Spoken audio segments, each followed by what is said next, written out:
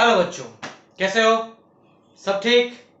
चलो, आज का टॉपिक, लास्ट वीडियो में हम लोगों ने व्हीटस्टोन ब्रिज देखा था।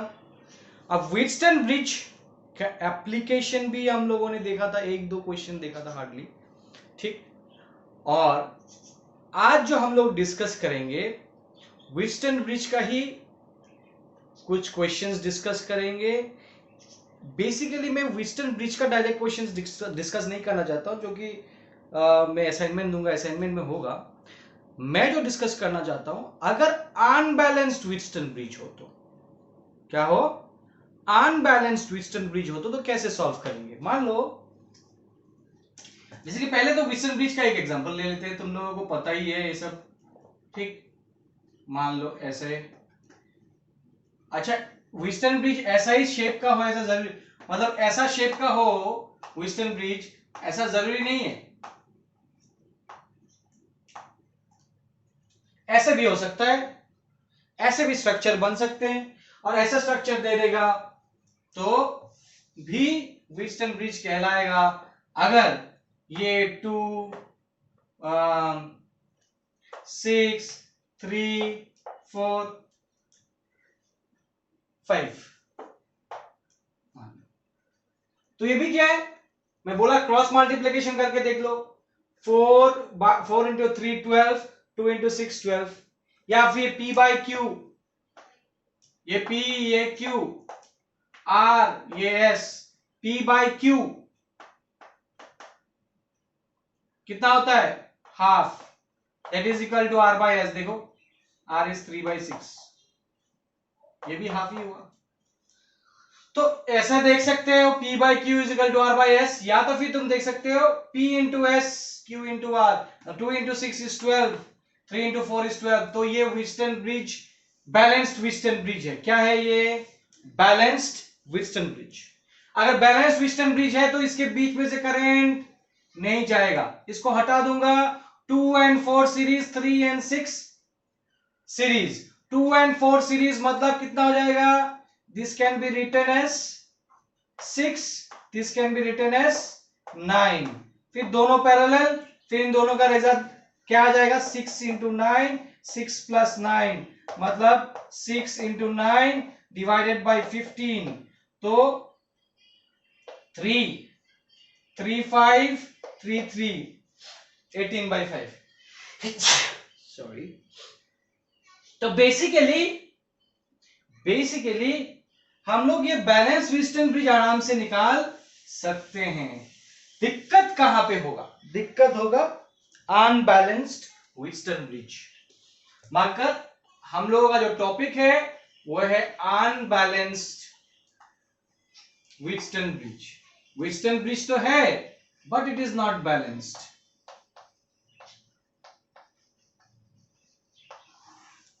Unbalanced Wheatstone bridge. अब देखो, मान लो मेरे को ऐसा दे दिया,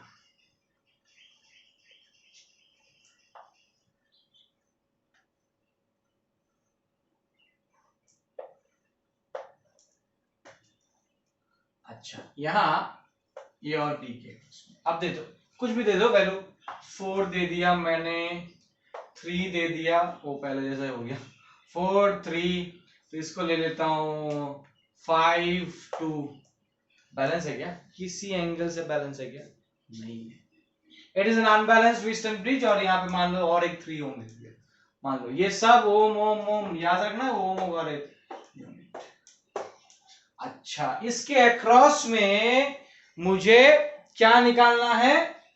अच्छा, मुझे निकालना है, सॉरी इसके अक्रॉस में नहीं, हाँ, ए और बी के अक्रॉस में इक्विवेलेंट रेजिस्टेंस निकालना है। अच्छा, मुझे पता है V is equal to I R, और ये R अगर इक्विवेलेंट हुआ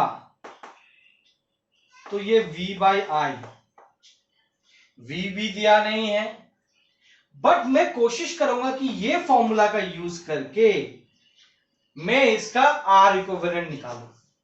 तो तुम बोलोगे तो सर कैसे होगा, V नहीं है, I नहीं है, I तो निकालना पड़ेगा। चलो हम लोग देखते हैं कैसे कर सकते हैं इसको, ठीक है। अब जैसे ही ऐसा सर्किट दे दे, इसको कर दोगे एक बैटरी से कनेक्ट। अब बैटरी का तुम पोटेंशियल खुद से ले लोगे।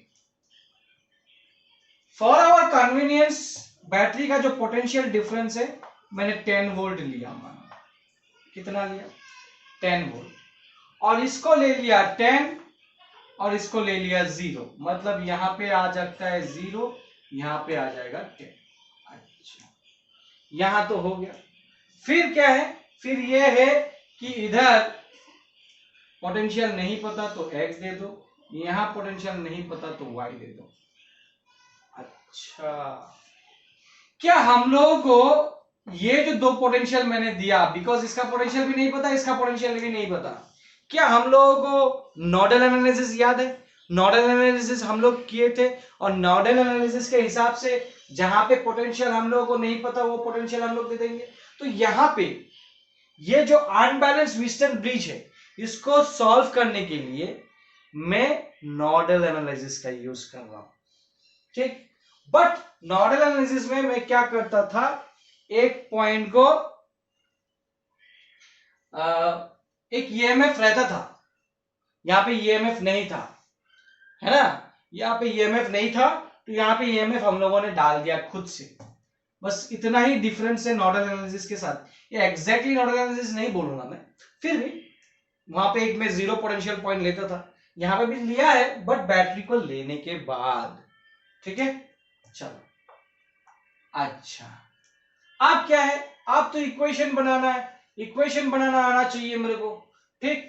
इक्वेशन कैसे बनाएंगे, एक्स का इक्वेशन पहले बनाते हैं, मान लो तो ये क्या हो जाएगा, एक्स इसके क्रॉस में, इसके क्रॉस में क्या हो जाएगा, एक्स माइनस 10, क्योंकि करंट इधर इधर और इधर ले लेता हूं मैं, ठीक। इसके वजह से तीनों करंट मिला के क्या हो जाएगा, 0।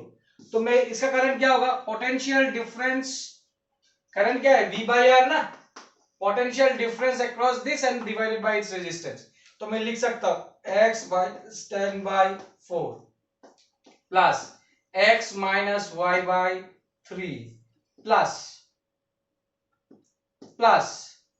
x minus 0 by 2, that is equal to 0, because net current in a junction should be equal to 0। तो हम लोग क्या करते हैं, एक काम करते हैं कि इसका ये ले लेते हैं, मान लो 12 6 ना 12, ठीक। तो ये क्या हो जाएगा, 4 3 thrice x minus 30 plus 4x minus 4y plus 6x equal to 0। तो यहां पे क्या हो जाएगा, 3x plus 6x 10x 13x minus 4y equal to 30। पहला इक्वेशन मिल गया मुझे, ठीक, पहला इक्वेशन मिल गया मुझे। अच्छा, second equation, second equation y का होगा ऐसे, है ना, y का इक्वेशन होगा। अच्छा, दो तीन चीज ध्यान देना है तुमको, y का इक्वेशन क्या होगा, y का इक्वेशन ये जो आ जाएगा, y minus 10 divided by 5 plus y minus x divided by 3 plus y minus 0 divided by 3 equal to 0। तो इसका भी इक्वेशन आएगा, है ना, 15 ले लेता हूं, है ना। तो 5 3y minus 30 plus 3 5y minus 5x, फिर क्या हो जाएगा, प्लस 5y इक्वल टू 0, है ना। अब क्या हो गया, ये हो गया 3y प्लस 5y, मतलब 8y नहीं 13y minus 5x equal to 30, ये सेकेंड इक्वेशन। अच्छा, ये दो इक्वेशन मिल गया, मैं यहां पे सॉल्व एंटायरली नहीं करने वाला, बट मैं बता रहा हूं कि एक्स एंड वाई मिल गया, साइमल्टेनियस इक्वेशन, दो वेरिएबल, आराम से एक्स एंड वाई का वैल्यू मिल जाएगा, है ना। अच्छा, इसके अक्रॉस में जो करंट हो रहा है, मैं इसको नाम दे रहा हूं I1। तो I1 देखो तुम क्या है मेरा, अगर मुझे x का वैल्यू मिल गया, पोटेंशियल डिफरेंस अक्रॉस दिस मतलब x माइनस 0/2 या फिर I1 इज इक्वल टू क्या हो गया x/2 and what is I2 इसको I2 ले रहा हूं, मान लो I2 क्या हो गया y/3। अच्छा, क्यों मैं I1 I2 निकाला, एक्स एंड वाई निकल जाएगा यहां से, एक्स एंड वाई निकल जाएगा यहां से, है ना। एक्स एंड वाई यहां से निकल जाएगा, एक्स एंड वाई का वैल्यू यहां पुट कर देंगे, और ये I1 जो है I2 इधर गया, I1 इधर आया, तो ये I1 I2 मिलके टोटल करंट आएगा या नहीं, तो I इज इक्वल टू क्या हो जाएगा I1 प्लस I2। ध्यान दो इसको, यहां से I आया, फिर डिवाइड हुआ करंट, फिर ये डिवाइड होके जो भी यहां से I1 आया, जो भी यहां से I2 आया, ये दोनों आ रहा है जंक्शन से इधर जाएगा, तो ये दोनों करंट मिलके ये करंट होगा जो कि टोटल करंट है। तो अभी अभी हम लोगों ने देखा what is R equivalent, it is V/I, और V क्या है हम लोगों ने देखा है, ये है 10, बिकॉज इसके हिसाब से मैंने सब कैलकुलेशन किया, उसके हिसाब से मेरा एक्स एंड वाई आएगा, उसके हिसाब से मेरा I1 एंड I2 बनेगा 10, और I टोटल करंट क्या है I1 प्लस I2, तो ये हो गया 10। What is I1 is equal to यहां पे in this case x/2, in this case it is y/3, यहां से मुझे R इक्विवेलेंट मिल जाएगा, यहां से मुझे R इक्विवेलेंट मिल जाएगा। बहुत इंपॉर्टेंट है ये टॉपिक, क्योंकि इससे डिफिकल्ट क्वेश्चंस, ये जो मैंने डिस्कस किया ये बोर्ड का नहीं है, एंट्रेंस का है, माइंड इट। तुमको एक्स एंड वाई का वैल्यू निकालना है, जो कि मैं ऑलरेडी सिखा चुका हूं तुम लोगों को नोडल एनालिसिस में कैसे निकालते हैं, फिर भी मैंने यहाँ पे मेथड दिखाया। तो दो इक्वेशन मेरा बना, दो इक्वेशन से आसानी से मैं सॉल्व कर सकता हूं या नहीं कर सकता, कर सकता हूं, आसानी से सॉल्व कर दूंगा।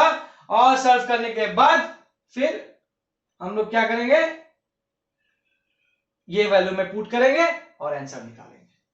क्लियर, क्लियर होना चाहिए, कोई डिफिकल्टी नहीं होना चाहिए, है ना। कुछ एप्लीकेशन दिखाऊंगा मैं, टेंशन मत लो। अच्छा,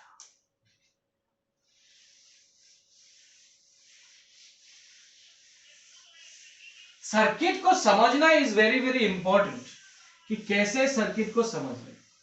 अनबैलेंस व्हीटस्टोन ब्रिज का सेकंड पार्ट में जा रहा हूं, कि इसको हम लोग बोल सकते हैं एंटी सिमेट्री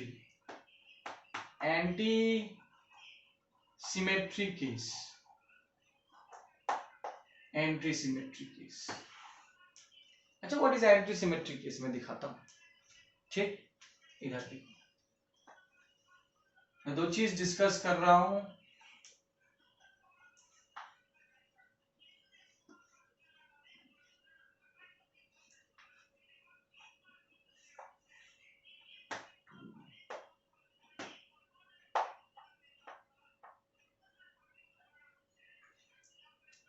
क्या ये बैलेंस्ड है, बताओ ये बैलेंस है क्या, 2 3 4 3 3 जा 9, बैलेंस्ड नहीं है। मैं ऐसे ही लिया हूं ताकि ये एंटी सिमेट्री, देखो इसके ऑपोजिट का वैल्यूज सेम है, इसके ऑपोजिट का वैल्यूज सेम है, बट व्हीटस्टोन ब्रिज बैलेंस्ड नहीं है, व्हीटस्टोन ब्रिज बैलेंस्ड नहीं है। माइंड इट, यहां 2 है तो यहां पे भी 2 है, बट यहां 3 है तो यहां पे भी 3 है, बट व्हीटस्टोन ब्रिज बैलेंस्ड नहीं है, ऐसा क्वेश्चन भी आते हैं। तो ऐसे क्वेश्चन को कैसे फिर से सॉल्व करेंगे, फिर से देखो इसको, इसमें एक इक्वेशन कम होने से भी चलेगा, एक इक्वेशन नहीं चाहिए, दो वेरिएबल नहीं चाहिए, कैसे बताओ। मान लो यहां से I आया और यहां पे I1 गया, यहां पे I2 गया, तो करंट जब डिस्ट्रीब्यूट होगा ना, फिर से यहां से I1 गया ना, इधर से भी फिर से I1 होगा, और इधर से I2 गया ना 3 से, तो फिर से 3 से I2 जाएगा, because ultimately it has to, I2 and I1 मिलके फिर से आना है, और यहां से अगर 3 से अगर I2 गया तो यहां से भी 3 से I2 जाएगा, because current always divide on the basis of the ratio of resistances. वो पहला क्लास में मैंने दिखाया था कैपेसिटर के केस में कि कैसे रेशियो के साथ बैलेंस होता है, ये भी इसी कारण से हुआ है। और इससे करंट नहीं गया, क्या गया है, मैं जस्ट ये बताया हूं, मैं ओवरऑल नहीं दिखाया। ओवरऑल दिखाने से क्या दिखा था मैं, यहां से I3 गया, यहां से I1 माइनस I3 गया, बट ये I1 minus I3 has to be I2 का वैल्यू, ठीक। और यहां से I2 आया, यहां से I3 आया, तो ये I2 plus I3 has to be I1, ऐसा ही होना है। ये एंटी सिमेट्री, मैं 3 ओम ऊपर लिख रहा हूं, 3 ओम 2 ओम, मान लो यहाँ I1 गया I2 गया, ये यही खासियत है। और इसको मैंने क्या लिया 10, तो यहां पे भी क्या आया 10, तो यहां क्या आया 0, और मान लो मैंने यहां पे x ले लिया, क्या लिया x, तो यहां पे क्या लेना है y नहीं लेना है। तुम देखो इसके अक्रॉस में करंट कितना है I1, ध्यान से देखो इसके अक्रॉस में करंट क्या है I1, क्लियर, और इसके अक्रॉस में पोटेंशियल डिफरेंस कितना है x माइनस 0, मतलब x is the potential difference इसके अक्रॉस में, और इसके अक्रॉस में और रेजिस्टेंस, और करंट I1 है, तो इसमें भी करंट क्या है I1 है, और रेजिस्टेंस भी सेम है, तो पोटेंशियल डिफरेंस इसके अक्रॉस में कितना होना चाहिए x, बिकॉज इसमें अगर रेजिस्टेंस 2 होके अगर I1 करंट फ्लो हो रहा है, तो यहां पे भी रेजिस्टेंस 2 होके तो I1 करंट अगर फ्लो हो रहा है, और अगर इसके अक्रॉस में पोटेंशियल डिफरेंस x है, तो इसके अक्रॉस में पोटेंशियल डिफरेंस क्या होना पड़ेगा x। अगर x होना पड़े तो यहां पे क्या होगा, मान लो यहां पे कितना होना चाहिए ताकि potential difference across this x ही हो, इसमें यहां पे 10 है तो कम होगा 10 माइनस x। अगर मैं 10 माइनस x करता हूं तो 10 minus x is the potential difference across this, जो कि x होना है मेरा। 10 माइनस x क्यों लिया, ताकि x होगा, देख लो x को, ऑब्वियसली x अगर ये पोटेंशियल ले रहा है, ये 2 रेजिस्टेंस अगर x पोटेंशियल ले रहा है, 10 था x ले गया तो बचेगा कितना 10 माइनस x, है ना। आप देखो इसके अक्रॉस में क्या हो गया, इसके अक्रॉस में पोटेंशियल डिफरेंस क्या हो गया 10 माइनस x, तो इसके अक्रॉस में भी 10 माइनस x होना चाहिए, हाँ 10 माइनस x माइनस 0, तो हो गया ना 10 minus x, 10 minus x minus 0, तो 1 है इसके अक्रॉस में भी 10 माइनस x, इसके अक्रॉस में भी 10 माइनस x, इसके अक्रॉस में x, इसके अक्रॉस में x, तो मुझे एंटी सिमेट्री के केस में इस तरह लिखना है। चलो बहुत बढ़िया, आगे देखते। अब क्या है इक्वेशन बताओ x का, तो क्या लिखूंगा मैं, ये करंट और ये करंट ऐड करके इक्वल टू 0 करना है, मतलब x minus 10 minus x divided by 4 plus x minus 10 divided by 3 plus x minus 0 divided by 2 equal to 0। तो यहां से मैं निकाल सकता हूं, तुम देखो x minus 10 plus x divided by 4 plus x minus 10 divided by 3 plus x by 2 equal to 0। तो फिर से ले रहा हूं 12। तो ये बेसिकली क्या लिख सकता हूं इसको, x और x ये ट्वाइस x माइनस 10 लिख सकता हूं। देखो कोई डाउट है क्या, 4 3 3 2 6x 4 3 3 10 30 3 4 4x minus 40 plus 2 6 2 6x, तो ये हो गया 6x 6x 10 16x equal to 70। देख लो आ जाएगा x is equal to 70 by 16, x is equal to 70 by 16। 2 से कैंसिल होगा डेफिनेटली, ये हो जाएगा क्या 35, ये हो जाएगा क्या 8, 35/8 x मिल गया मुझे। अब देखो R इक्विवेलेंट कैसे निकालना है। R equivalent is V by I। V क्या है 10 और I क्या है I equal to I1 plus I2 और ये I1 I2 कितना है I1 निकाल सकते हैं।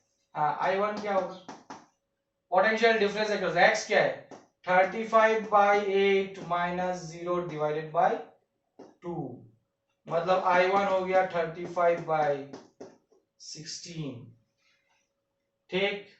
हाँ व्हाट इज I2 I2 हो गया 10 माइनस 35/8 डिवाइडेड बाय 3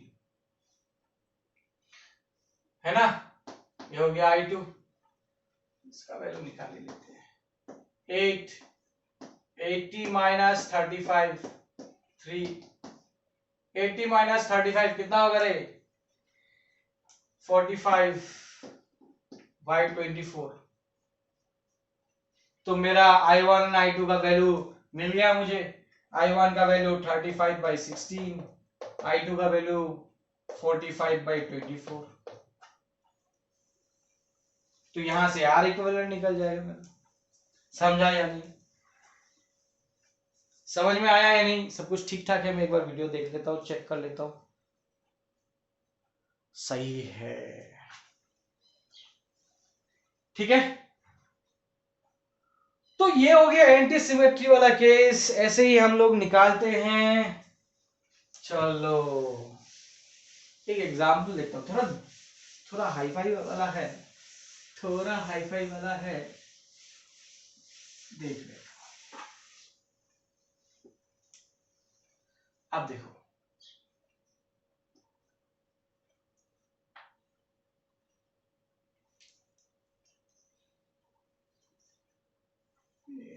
निकालने जाओगे तो दिक्कत। एक एग्जांपल सिंपल सा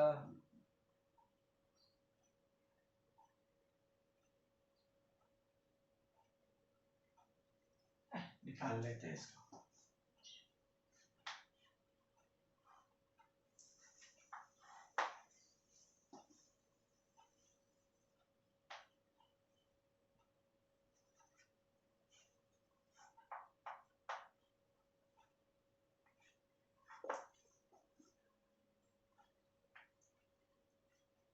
जस्ट अ मिनट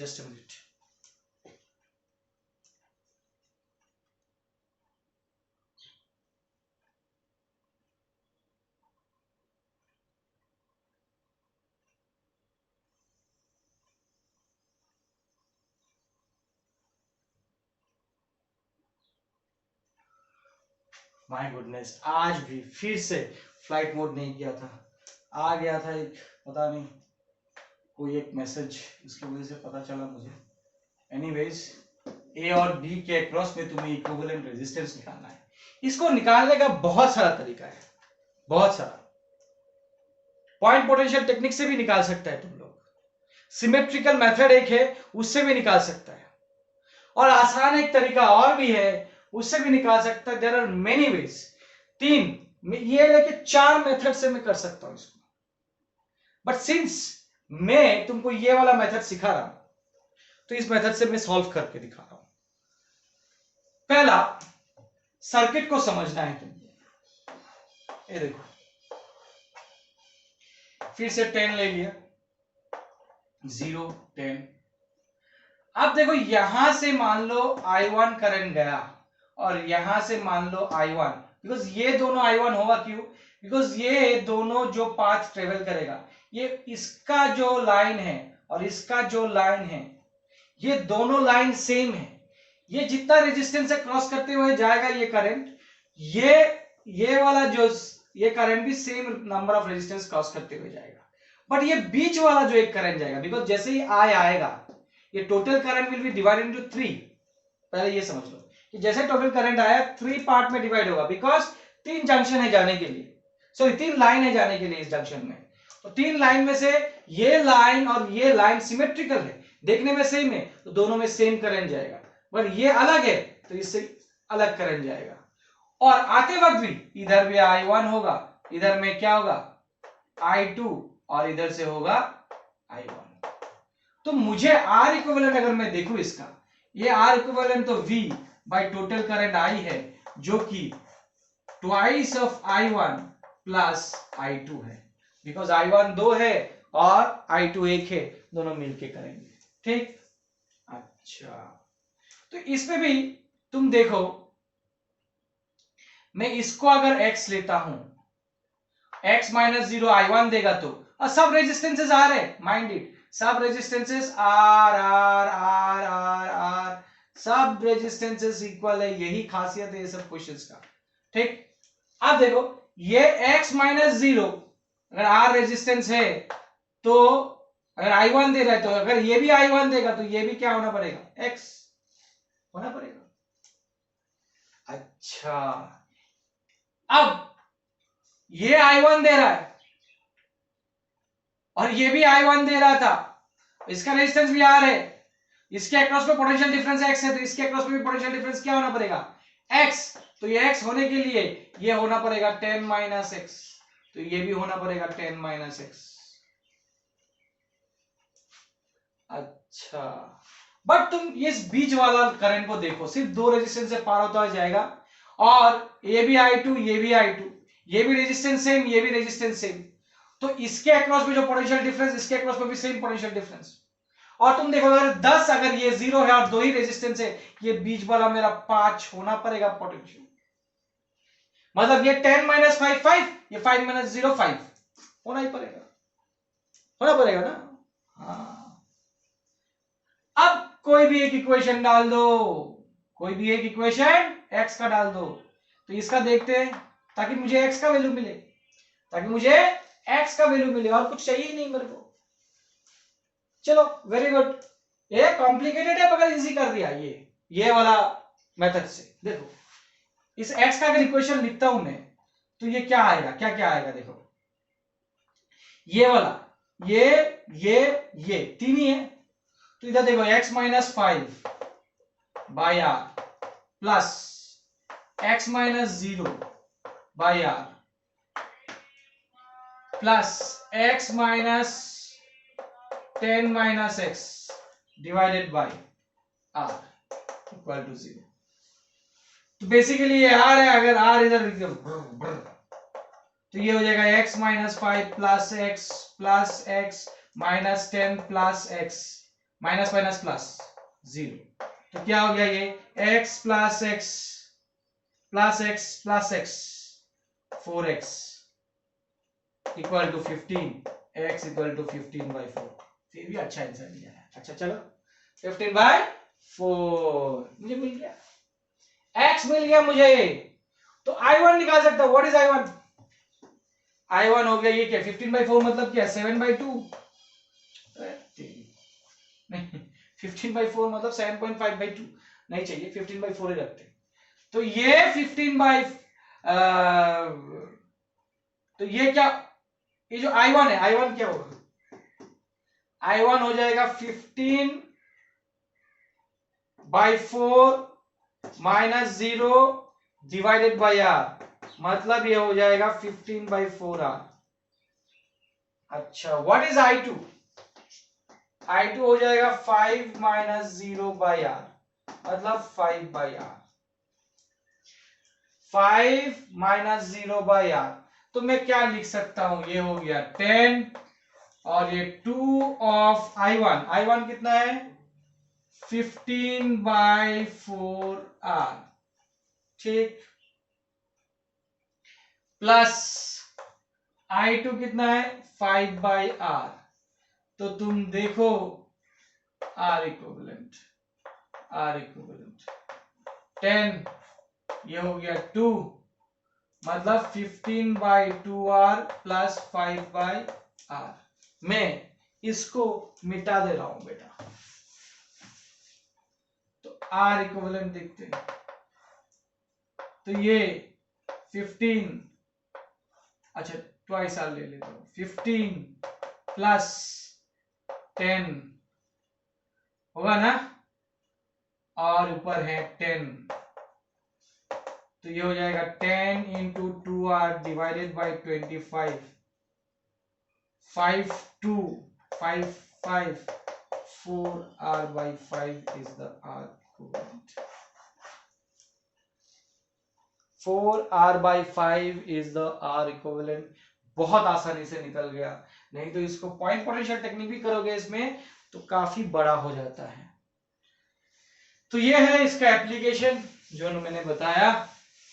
ठीक, ये व्हीटस्टोन ब्रिज का, ये अनबैलेंस व्हीटस्टोन ब्रिज का एप्लीकेशन मैंने इस वीडियो में बताया। That's all for this video. Next video में हम लोग दूसरा कुछ देखेंगे। Thank you.